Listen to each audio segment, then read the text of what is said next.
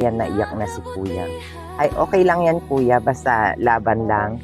As long as parangal yung ginagawa nating trabaho, ano. Basta wag makakalimot sa Diyos. Guys, narito tayo sa Barangay Pangdel. Kasama natin ang isang content creator na si Ruth Ontalan at ang aming mga tropa. Oray po. Upang puntahan ang kanyang ipinakiusap naming i-feature na si Chichi. Tama ba, Chichi? And full force ang aming tropa. Ito ang papunta sa kanila. Chichi. Hello! Mother Sammy TV, bidang balita, good vibes lagi sa bawat kanto at kalsada. Mother Sammy TV, i-follow na, tulong saya at inspirasyon, kasama ka. Bawat luha ng pagdurusa, may kamay na handang umalalay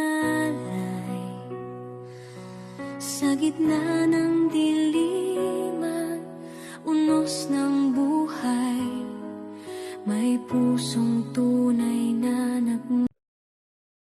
So ayan guys, nandito tayo ngayon. Binisita natin ang bahay ni Chichi. Anong pangalan ni kuya? Benji. Kuya Benji. Ito ang anak nyo. Anong pangalan ng anak nyo? Ilang taon na yung anak nyo, Chichi? 3. So dito kayo nakatira dito sa kubo ng baboy.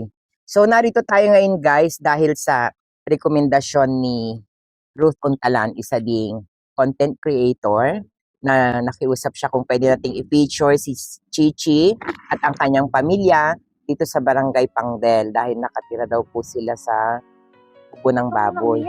So ipakita natin saglit yung tinitirhan nila bago natin sila So ito guys, literal na dito sa kubo ng baboy sila nakatira. Hindi kayo nababasa dito pag may mansapli eh.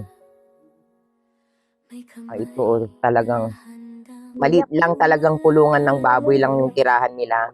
Nilagyan lang nila ng dingding na kawayan. Meron din sila ditong kama na made of kawayan din So dito sila nakatira. Dito sila nagluluto.